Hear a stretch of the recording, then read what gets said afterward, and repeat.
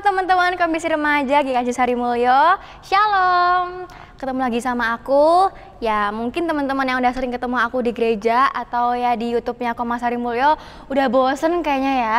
Tapi ya aku mau kenalan lagi kali ya buat teman-teman yang belum pernah ketemu aku atau belum pernah lihat. Kenalin, nama aku Rachel. Kalian bisa panggil aku Kak Rachel atau Kak Acel.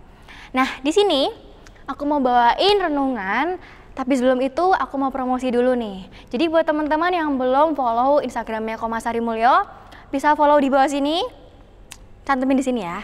Itu username-nya @koma_sarimulyo. Nah, nanti di sana bakal ada updatean kegiatan dari Koma sendiri. Mungkin ada ibadah offline atau makrab ya. Pokoknya teman-teman dipantengin aja dulu ya. Nah, sekarang aku di sini mau bawain renungan yang temanya itu masih berbau-bau Paskah nih teman-teman. Karena kita masih merayakan Paskah kan, kemarin Kamis Putih sama Jumat Agung, terus hari ini kita merayakan Sabtu Sunyi, dan besok kita akan merayakan Paskah. Jadi, temanya adalah bersedia memikul salib. Tapi sebelum ke renungannya, aku mau ajak teman-teman buat berdoa dulu, aku pimpin supaya kita bisa menyatukan hati untuk Tuhan. Mari teman-teman semuanya kita berdoa. Selamat sore Tuhan Yesus, terima kasih atas berkat-Mu pada hari ini. Saat ini kami mau mendengarkan firman-Mu tentang memikul salib. Tuhan berkati supaya kami bisa fokus dan juga kami bisa mendengarkan firman-Mu, dan yang pasti kami bisa melakukannya ke dalam kehidupan kami sehari-hari ya Tuhan. Terima kasih Tuhan, hanya dalam nama-Mu saja kami sudah berdoa dan mengucap syukur, haleluya, amin. Amin.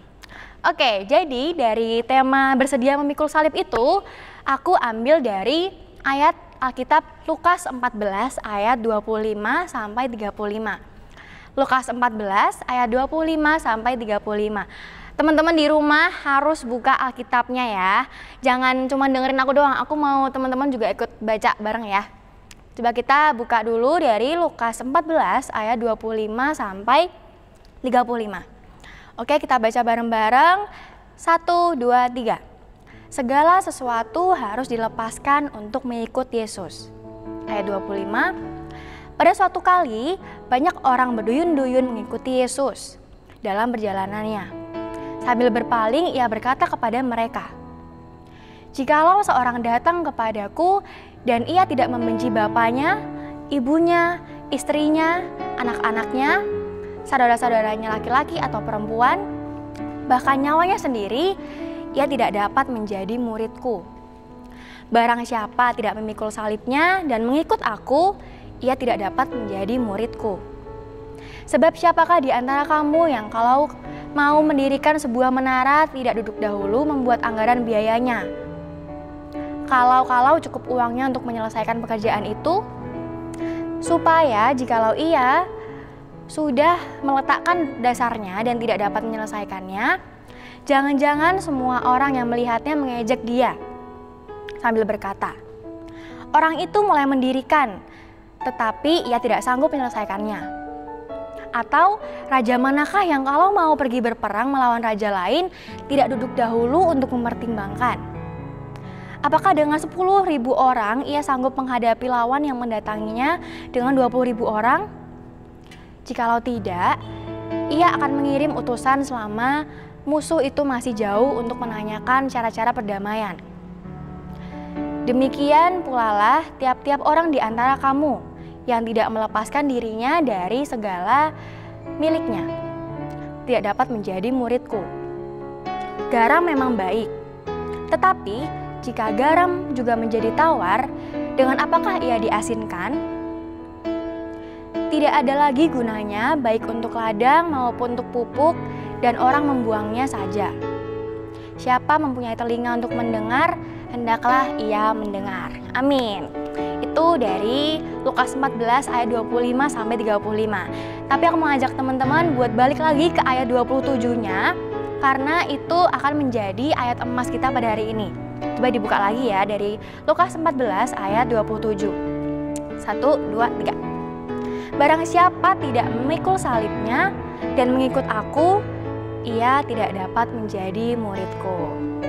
Nah teman-teman, aku mau nanya dulu nih sebelum masuk ke renungannya.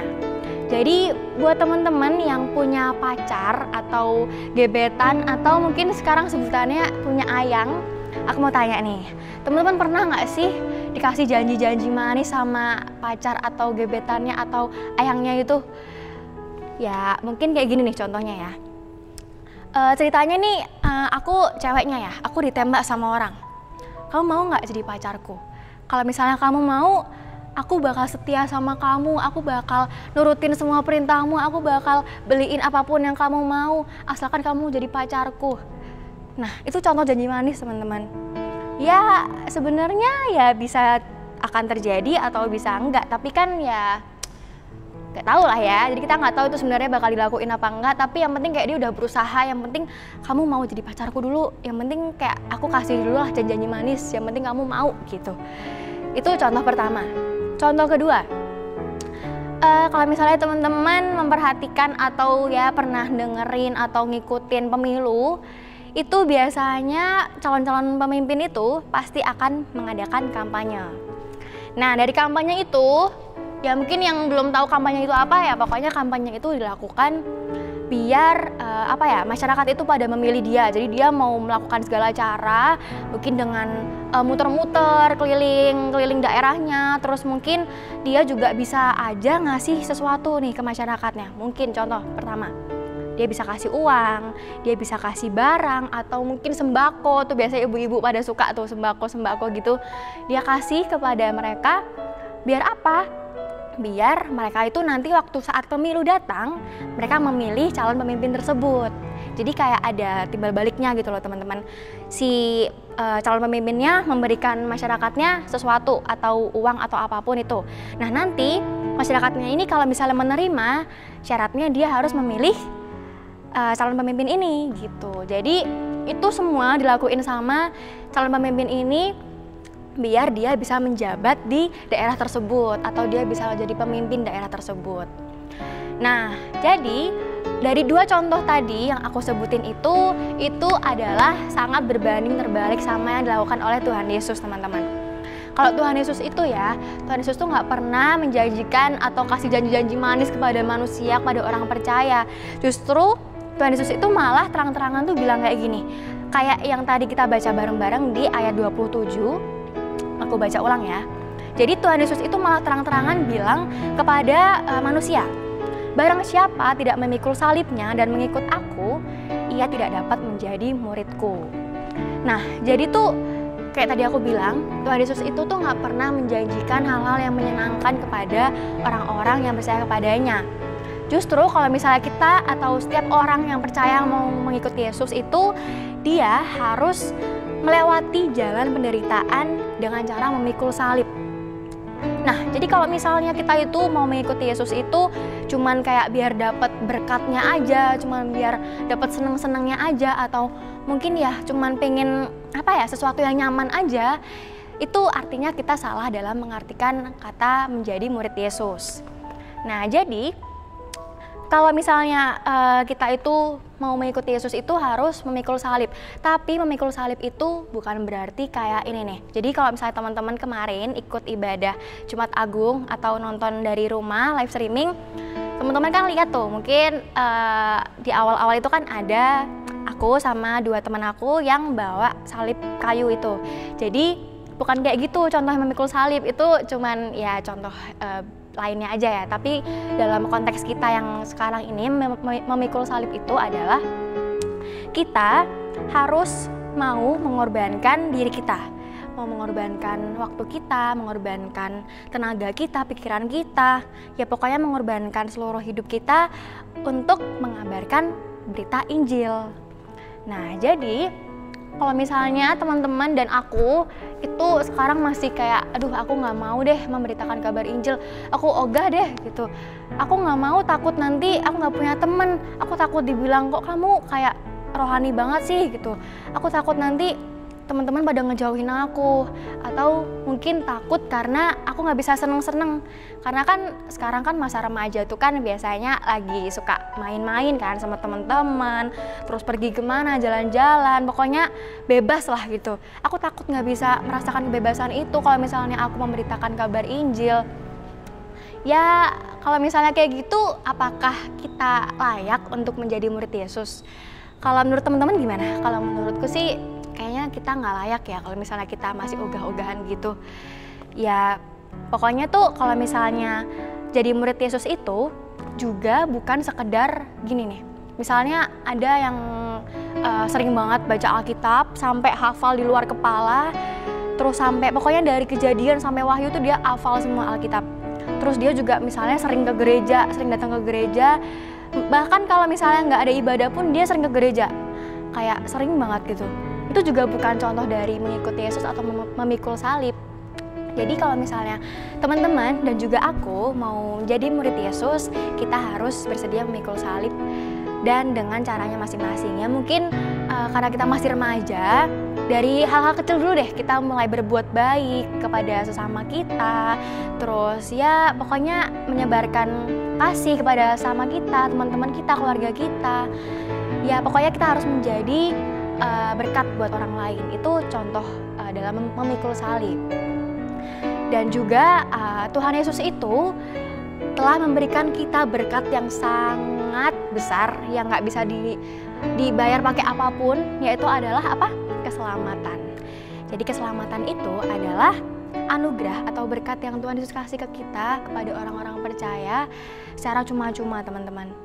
Jadi ya kayak Tuhan Yesus mati di kayu salib, Tuhan Yesus disiksa, dikubur dan lain-lain sama orang-orang berdosa. Itu suatu yang berat banget gitu. Kalau misalnya kita jadi posisi Tuhan Yesus, pasti nggak mau kan. Dan Tuhan Yesus tuh ngelakuin kayak gitu ya demi kita semua. Tuhan Yesus tuh ngelakuin kayak gitu karena Tuhan Yesus tuh sayang sama kita. Jadi kita juga jangan terus semena-mena gitu loh, jangan terus berbuat dosa yang ya kayak gampang banget lah berbuat dosa. Apapun dilakuin, yang penting aku bisa dapet ini, tapi cara buat ngelakuin ini tuh buruk gitu. Itu kan sama aja berbuat dosa, teman-teman. Nah jadi berkat Tuhan yaitu keselamatan itu juga bukan sembarang berkat atau bukan murahan. Jadi kita itu harus mau dan bersedia untuk memikul salib seperti yang Tuhan Yesus minta. Tuhan Yesus tuh mintanya tuh simple kok, teman-teman. Kayak kita tuh percaya tuh nggak cukup sih. Yang penting tuh kita percaya, terus kita menyebarkan berkat kepada orang-orang sekitar kita. Kita berbuat baik, kita lakukan itu dengan kasih, dengan tulus. Ya itu pasti Tuhan Yesus tuh akan senang banget gitu. Dan untuk penutupnya, aku mau kasih satu kalimat yang itu sebenarnya kayak ngena banget gitu loh di aku. Dan aku mau share ke teman-teman. Jadi kalimatnya tuh begini. Tuhan Yesus itu tidak pernah menjanjikan kepada kita perjalanan yang nyaman. Ya. Jadi Tuhan Yesus itu tidak pernah menjanjikan kepada kita perjalanan yang nyaman. Tapi Tuhan Yesus sangat-sangat menjamin kita akan mendarat dengan aman. Amin. Oke, mari teman-teman, aku mau pimpin untuk doa penutup. Kita satukan hati untuk berdoa. Mari kita berdoa. Selamat sore Tuhan Yesus, terima kasih atas berkat-Mu yang telah Kau berikan kepada kami dari pagi, siang, sore, dan sampai detik ini ya Tuhan. Tuhan Yesus, terima kasih karena Engkau telah memberikan kami berkat yang luar biasa, yaitu berupa keselamatan. Engkau telah mau untuk mati di kayu salib, menebus dosa-dosa kita ya Tuhan. Tuhan berkati dan ajarkan kami untuk bisa memikul salib. Tuhan berkati supaya kami bisa menyebarkan kebenaran Injil pada kehidupan kami di sehari-hari kami ya Tuhan. Dan ajarkan kami untuk bisa melakukan itu dengan kasih dan juga tulus ya Tuhan. Terima kasih Tuhan. Hanya dalam nama-Mu saja kami sudah berdoa dan mengucap syukur. Haleluya. Amin. Oke teman-teman, terima kasih teman-teman udah mau renungan bareng sama aku. Ya ini sebenarnya aku juga masih belajar ya teman-teman. Kita sama-sama belajar lah ya, karena kita juga masih remaja. Ya aku masih seumuran lah sama kalian. Ya pokoknya Tuhan Yesus memberkati kalian semua. Dan jangan lupa besok kita akan ada ibadah Paskah. Buat teman-teman yang mau datang ke gereja untuk ibadah di gereja, sangat dipersilakan, tapi harus menaati protokol kesehatan. Oke? Ya, dan sekali lagi aku mau ngucapin selamat Paskah, Tuhan Yesus memberkati.